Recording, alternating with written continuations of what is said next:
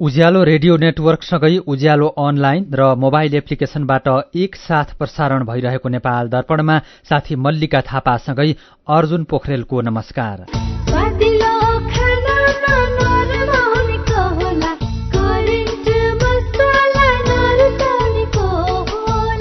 नेपाल दर्पणको साथमा करेन्ट मसला र करेन्ट चिया, स्वादको झट्का। नेपाल दर्पण सुरु गरौं मुख्य खबरका शीर्षकहरूबाट। नाफाको प्रचुर सम्भावना भएकाले नेपालमा लगानी गर्न चीनिया लगानीकर्तालाई प्रधानमन्त्री प्रचण्डको आग्रह। नेपाल चीन व्यवसाय परिषद बनाएर लगानी विस्तार र अध्ययन अनुसन्धान गर्ने दुई देशका निजी क्षेत्रबीच सहमति। राहत र बाल विकास शिक्षकहरूद्वारा काठमाडौँमा प्रदर्शन। 100% माग पूरा नहुने भएकोले आन्दोलन फिर्ता लिन शिक्षक महासंघको आग्रह। कहिल्यै पनि 100% मागहरू सम्बोधन भएर आन्दोलन सफल भएका पनि छैनन्। हामीले पाएको चिज दिने हो, नपाएको चिजको लागि लड्ने हो। आयातमा लगाएको प्रतिबन्ध फुकुवा गर्दा पनि वैदेशिक व्यापार घट्यो। आर्थिक मन्दीको असर देखिएको विज्ञहरूको भनाई। विश्वका 10वटा देश चरम भोकमरीमा रहेको WFP को भनाई। बजेट कटौती हुँदा सहायतामा कमी। र भारतसँगको दोस्रो एक दिवसीय क्रिकेटमा अस्ट्रेलिया 400 रनको विशाल लक्ष्य पछ्याउँदै एसियाली खेलकुदमा 20 स्वर्ण पदक सहित चीनको वर्चस्व। सुन त, मेरो कपडा प्याकिङ गरिदेऊ त। श्यामजीको मिसेसलाई क्यान्सर उपचार गराउन इन्डिया सँगै लिएर जानुपर्ने भयो। ए हो र? अनि सुन्नु त, अब क्यान्सरको उपचार CMC क्यान्सर इन्स्टिच्युट भरतपुरमा नै हुन्छ नि। नेपालमै पहिलो पटक अत्याधुनिक भेरिएन्ट ट्युबिम भएको 60 काउस र हाइपर आर्क लगायतका अत्याधुनिक उपकरण प्रयोग गरी मस्तिष्कमा रहेको ट्युमर, फोक्सोको क्यान्सर, स्तन क्यान्सर, घाँटी तथा टाउको सम्बन्धी क्यान्सर, पेट तथा कलेजो सम्बन्धी क्यान्सर, पाठेघरको मुख, गर्भाशय तथा मूत्राशय सम्बन्धी क्यान्सर तथा अन्य क्यान्सरहरूको उपचार हुन्छ। क्यान्सर भएको ठाउँको पहिचान गरी रेडिएसनको माध्यमबाट पूर्ण रूपमा निको हुने गरी पनि उपचार गरिन्छ। सरकारी अस्पतालकै सेवा शुल्कमा उपचार हुनुका साथै नेपाल सरकारबाट प्रदान गरिने क्यान्सर पीडितहरूका लागि 1 लाखसम्मको छुटको व्यवस्था पनि छ। ओहो, यस्तो सुविधा रहेछ। ल, अब क्यान्सर उपचार गराउन CMC क्यान्सर इन्स्टिच्युटमा नै लिएर जान्छौँ। क्यान्सर विरुद्ध आशाको किरण, CMC क्यान्सर इन्स्टिच्युट। फोन 056 494 333 493 555। जोडेको छ नेपालीलाई एक आपसमा, उनेको छ नेपाललाई विश्व सञ्जालमा। हिमाल पहाड तराई मधेस गाउँ होस् शहर, सबको मनको कुरा साट्ने पुर्याइदिन्छ रहर। नेपाल टेलिकम। हामी जोडिएका छौं मनदेखि मनसम्म एकताको सूत्रमा। पाएका छौं भरपर्दो सञ्चार माध्यम नेपाल टेलिकम, राष्ट्रको सञ्चार। कृषि, भेटेरिनरी र इन्जिनियरिङ संकायतर्फ स्नातक तह अध्ययनका लागि नयाँ भर्ना सम्बन्धी नेपाल पोलिटेक्निक इन्स्टिच्युट भरतपुर चितवनको सूचना। विगत 29 वर्षदेखि गुणस्तरीय प्राविधिक शिक्षा प्रदान गर्दै आइरहेको Nepal polytechnic institute NPI Bharatpur चितवनमा शैक्षिक वर्ष 2080 का लागि स्नातक तहमा कृषितर्फ BSc AG र BBSc एन्ड AH भेटेरिनरी डाक्टरका साथै इन्जिनियरिङ तर्फ BE सिभिल र BE इलेक्ट्रिकल शैक्षिक कार्यक्रममा प्रवेश परीक्षा हुन गइरहेकोले इच्छुक विद्यार्थीबाट विस्तृत जानकारीका लागि कलेजमा सम्पर्क राख्न वा अनलाइन फारम www.entrance.puexam.edu.np वा www.entrance.pufost.edu.np बाट भर्न सूचित गरिन्छ। फारम भर्ने अन्तिम मिति इन्जिनियरिङ तर्फ 2080 असोज 9 गतेसम्म। प्रवेश परीक्षा असोज 13 गते। BBS and AH र BSc AG तर्फको फारम भर्ने अन्तिम मिति यही असोज 21 गतेसम्म। प्रवेश परीक्षा असोज 26 गते। थप जानकारीको लागि Nepal polytechnic institute NPI Bharatpur Chitwan. Phone number 056 596 617 421 261। Mobile 98 550 60 768 98 550 60 769। Nepal दर्पणमा अब खबरको सिलसिला। प्रधानमन्त्री पुष्पकमल दाहाल प्रचण्डले आफ्नो चीन भ्रमण नेपाल र चीन बीचको आर्थिक साझेदारीलाई अझ प्रगाढ बनाउने अवसर भएको बताउनु भएको छ। नेपाल उद्योग वाणिज्य महासंघ र China council for promotion of international trade CCPIT को आयोजनामा भएको नेपाल चीन बिजनेस समिटमा प्रचण्डले आफ्नो भ्रमणले सम्बन्धलाई बलियो बनाउने बताउनु भएको हो। प्रधानमन्त्री प्रचण्डले नेपाल उपयुक्त अवसरहरूको ठाउँ भएकोले उद्यमी र लगानीलाई स्वागत गरिन्छ भन्ने सन्देश दिन आफू समिटमा पुगेको बताउनुभयो। 120 जना चिनिया कम्पनीको सहभागिता रहेको समिटमा प्रधानमन्त्री प्रचण्डले नेपालमा जलविद्युत, कृषि, वन, जडीबुटी र सूचना प्रविधिको क्षेत्रमा लगानी गरेमा राम्रो प्रतिफल आउने बताउनुभयो।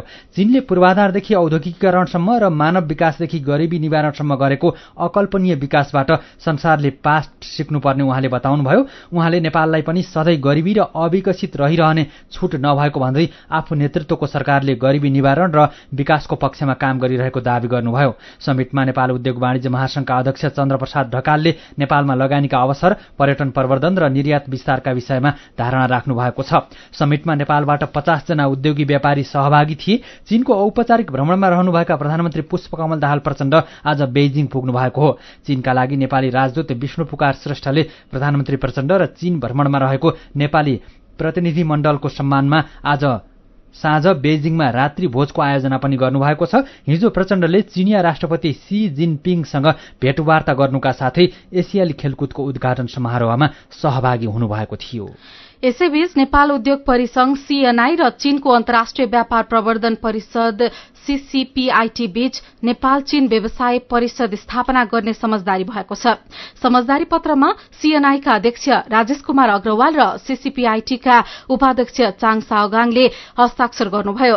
समझदारीसँगै नेपाल चीन व्यवसाय परिषद मार्फत द्विपक्षीय आर्थिक सहयोग अभिवृद्धि गर्ने, व्यापार तथा लगानीका अवसरहरूको पूर्ण सम्भावनाको सदुपयोग गर्ने र नेपाल चीन दुवैका व्यावसायिक समुदायको विकासका लागि सहजीकरणमा सहजता आउने परिसंघले जनाएको छ।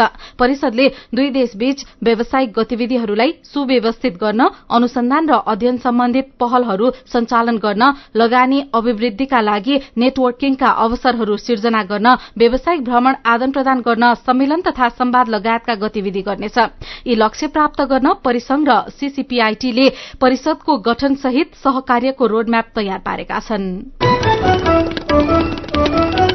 उपप्रधानमन्त्री एवं गृहमन्त्री नारायण काजी श्रेष्ठले देशका विभिन्न ठाउँमा भएका जातीय र साम्प्रदायिक घटनाबाट सरकार गम्भीर भएको बताउनु भएको छ। राज्य व्यवस्था तथा सुशासन समितिको आजको बैठकमा उहाँले सर्लाही लगायत मध्य प्रदेशका जिल्लामा र कोशीका सुनसरी लगायतका जिल्लामा भइरहेका घटनाबारे आवश्यकता परेमा नयाँ ढंगले निर्णय लिन सक्ने संकेत गर्नुभएको छ। श्रेष्ठले कोशी र मध्य प्रदेशको शान्ति सुरक्षा सहितको वस्तुस्थितिबारे प्रशासन र सुरक्षा संयन्त्र मार्फत निरन्तर जानकारी लिने कार्य भइरहेको बताउनुभयो। बैठकमा नेकपा एमालेका सांसद रघुजी पन्त र लोकतान्त्रिक समाजवादी पार्टीका सर्वेन्द्रनाथ शुक्लाले धार्मिक साम्प्रदायिक घटना गराउने प्रयासले तनाव बढ़िरहेको बारे जानकारी माग गर्नुभएको थियो। नेपाल बहुजातीय, बहुसांस्कृतिक, बहुधार्मिक र विविधता बीचको एकता रहेको देश भएकोले यसमा आँच पुर्याउने र खलल पार्ने कार्य भइरहेको भन्ने सूचनाप्रति सरकार गम्भीर रहेको गृहमन्त्री श्रेष्ठले दावी गर्नुभयो। यस्तै त्रिभुवन अन्तर्राष्ट्रिय विमानस्थलबाट तस्करीको सुन बाहिरिएको प्रकरणका सम्बन्धमा नेपाल प्रहरीको केन्द्रीय अनुसन्धान ब्यूरो CIB लाई पूर्ण स्वतन्त्रता सहित काम गर्न दिइएको पनि गृहमन्त्री श्रेष्ठको दावी छ। सरकार र नेपाल शिक्षक महासंघबीच सहमति भए पनि राहत र बाल विकास शिक्षकहरूले आन्दोलनलाई जारी राखेका छन्। असन्तुष्ट राहत शिक्षकले आज पनि काठमाडौँमा प्रदर्शन गरेका छन्।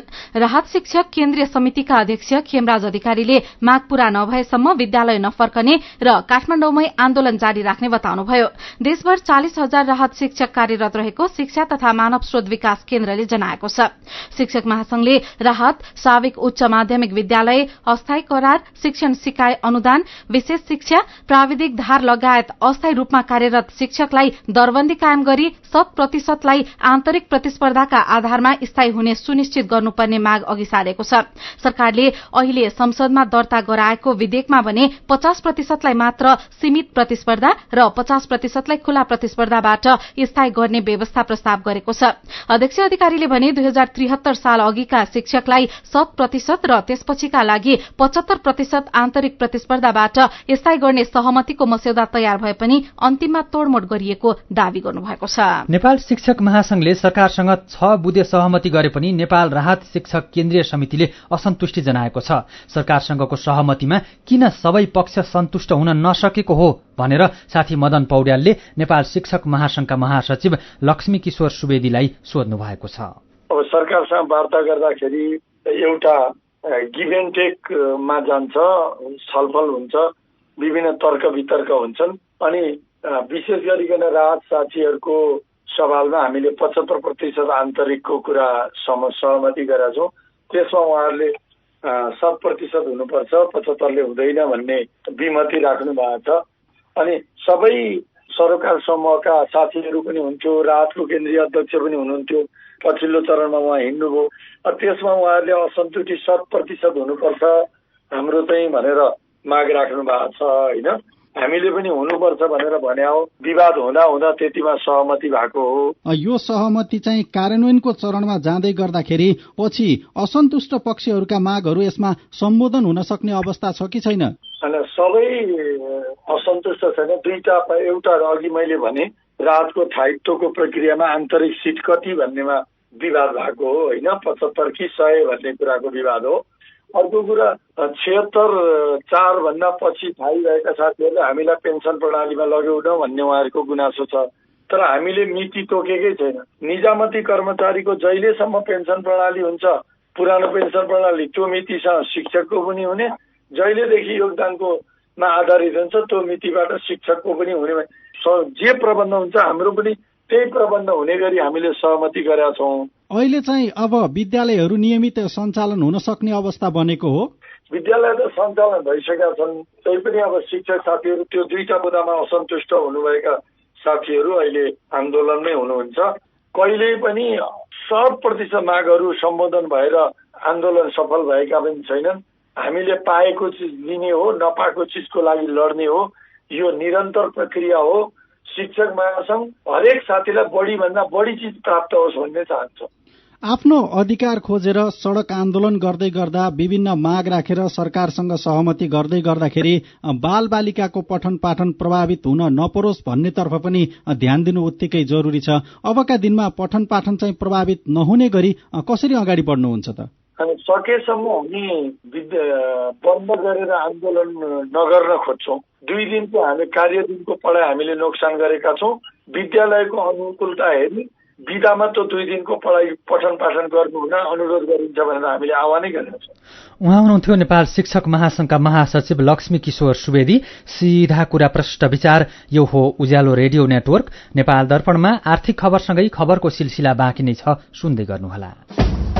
राप्ती इन्जिनियरिङ कलेज घोराही दाङको विद्यार्थी भर्ना सम्बन्धी सूचना। स्थापनाको पहिलो ब्याचमै इन्जिनियरिङ कार्यक्रमतर्फ पोखरा विश्वविद्यालय प्रथम तथा बीसीए तर्फ 5औं ब्याचमा गोल्ड मेडल प्राप्त गर्न सफल। लुम्बिनी प्रदेशकै उत्कृष्ट आईएसओ सर्टिफाइड यस कलेजमा बीई सिभिल र बीसीए कार्यक्रममा भर्ना खुलेकाले इच्छुक विद्यार्थीले तुरुन्त सम्पर्क गर्नुहोला। प्रवेश परीक्षा यही असोज 19 गते। सम्पर्क Rapti engineering college Ghorahi Dang. Phone 082 562 601 98 578 35 990 98 578 31 684। 3 वर्षे डिप्लोमा इन कम्प्युटर इन्जिनियरिङ, 18 महिने अमिन, सिभिल र इलेक्ट्रिकल इन्जिनियरिङमा केही सिट खाली रहेकाले इच्छुक विद्यार्थीहरूले छिटो सम्पर्क गर्नुहोला। बचतमा उच्च ब्याज ऋण पनि सस्तो सस्तो सस्तो, बल्ल आयो बचत खाता सोचे जस्तो। हजुर, बचत सोझै मुद्दतीमा परिणत हुने झन्झटिलो कागजी प्रक्रिया बिना मोबाइल ब्याङ्किङकै माध्यमबाट पनि ऋण सहितका अन्य सुविधाको लागि आजै खोलौं सोचे जस्तै ब्याङ्क खाता। बचत गरौं। ग्लोबल आईएमई ब्याङ्क, सबैका लागि ब्याङ्क।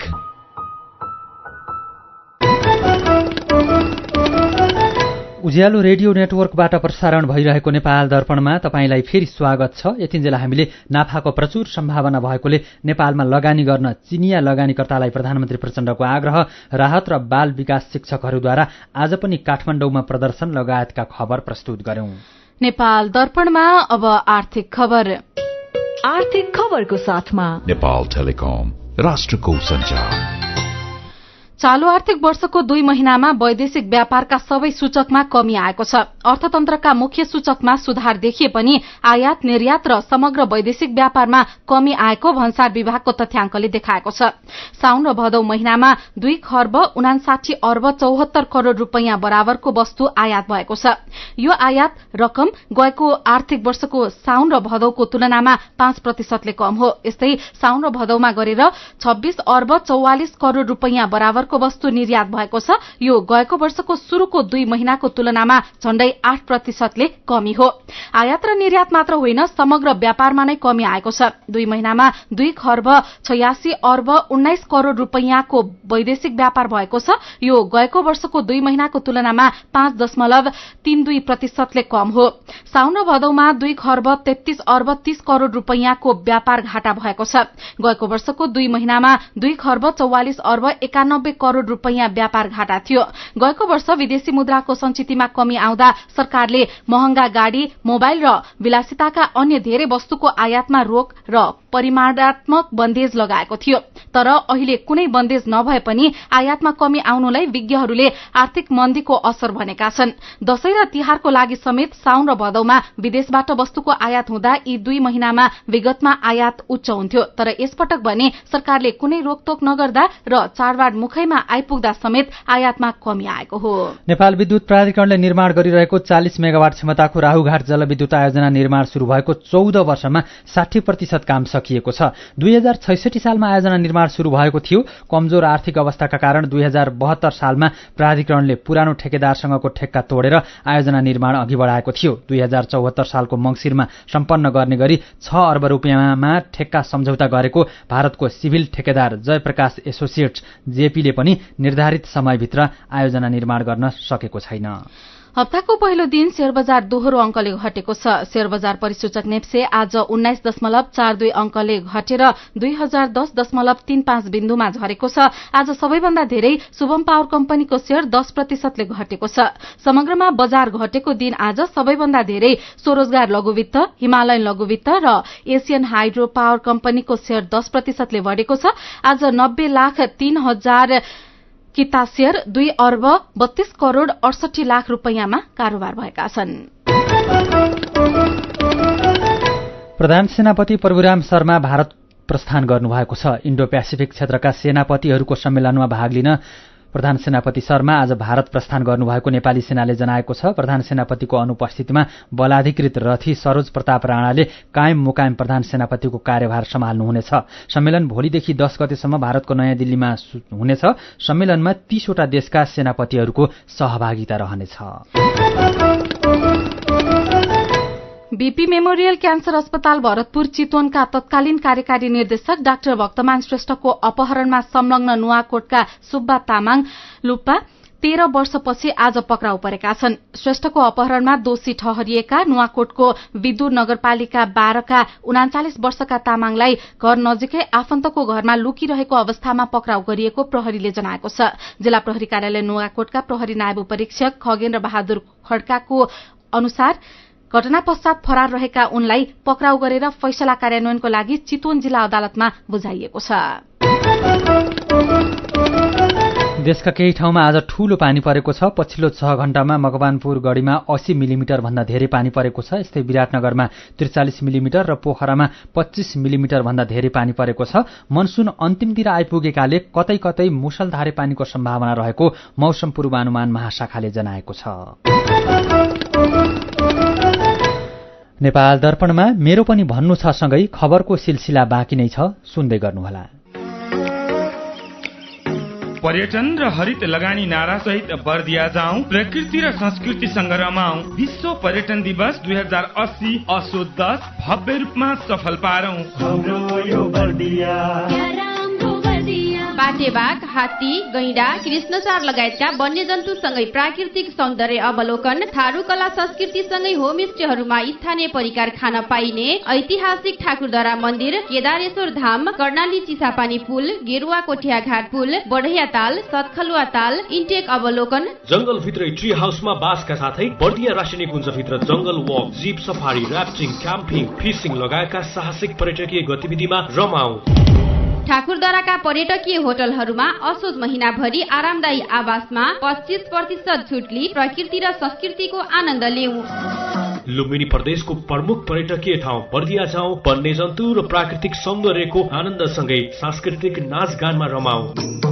प्रवर्धक पर्यटन विकास परिषद लुम्बिनी प्रदेश तथा आयोजक ठाकुरबाबा नगरपालिका Bardiya, land of tiger Bardiya. मिठो मिठो खानाले कसको मन नाच्ला, स्वादिलो खानामा नरमाउनेको होला, करेन्ट मसलामा बनेको, करेन्ट मसला नरुचाउनेको होला। Hygienic, tasty and fresh Trimurti industries private limited Rupandehi बुटवलद्वारा उत्पादित करेन्ट चिकन मसला, सब्जी मसला, चाउमिन मसला, मोमो मसला, चाट मसला, गरम मसला र अन्य विभिन्न मसलाहरू। करेन्ट मसला, स्वादको झट्का। थोरै बचत धेरै कायदा, बीमाका छन् फाइदै फाइदा। सरकारी स्वामित्व र बीमाको क्षेत्रमा विश्वसनीय नाम राष्ट्रिय बीमा संस्थान। जीवन बीमाका लागि आजै राष्ट्रिय बीमा संस्थान रामशाहपथ काठमाडौँ वा नजिकैको शाखामा सम्पर्क गरौं। उज्यालो रेडियो नेटवर्क मार्फत देशभरिका विभिन्न एफएम स्टेशन तथा उज्यालो अनलाइन र मोबाइल एप्लिकेशनमा प्रसारण भइरहेको नेपाल दर्पणमा तपाईंलाई फेरि स्वागत छ। अब बाँकी खबर। नेपाली कांग्रेसका महामन्त्री एवं सांसद गगन थापाले लोकतन्त्रमा आन्दोलनरत सबैका आवाज सुन्नुपर्ने बताउनु भएको छ। काठमाडौँ महानगरमा फुटपाथ व्यवसायीलाई वैकल्पिक व्यवस्थापन गर्नुपर्ने माग गर्दै सामाजिक अभियन्ता ईले गरिरहेको आन्दोलनप्रति ऐक्यबद्धता जनाउँदै महामन्त्री थापाले शान्तिपूर्ण रूपमा उठाइएका विषयलाई महानगरले महत्वका साथ सुन्नुपर्ने बताउनु भएको हो। उहाँले शहरको अन्य आवागमनलाई असर नपर्ने गरी फुटपाथ व्यवसायीलाई व्यवस्थापन गर्न सकिने ठाउँहरू रहेको बताउनु भएको छ। पोखरा मुगलिन राजमार्ग अन्तर्गत पोखराको सेती नदीमा आकर्षक डिजाइनको सिग्नेचर पुल निर्माण शुरू भएको छ। केवल स्टेट प्रविधिको पुलमा जगको काम भइरहेको निर्माण कम्पनी रसुवा कन्स्ट्रक्सनले जनाएको छ। भ्याट बाहेक 94 करोड़ रुपियाँको ठेक्कामा पुल निर्माण हुन लागेको पोखरा मुगलिन सड़क आयोजनाको पश्चिम खण्डका प्रमुख राजेश पौडेलले बताउनुभयो। सिग्नेचर पुल बनेपछि पर्यटकीय नगरी पोखराको आकर्षण पनि बन्ने आयोजनाका प्रमुख पौडेलले बताउनुभयो। यो पुलको निर्माण 2 वर्षभित्रै सक्ने सम्झौता रहेको छ। जुम्ला विमानस्थल विस्तार हुने भएको छ। जुम्ला विमानस्थल विस्तारका लागि नेपाल नागरिक उड्डयन प्राधिकरणले 4 करोड़ 42,47,000 रुपैयाँ पठाएको जनाएको छ।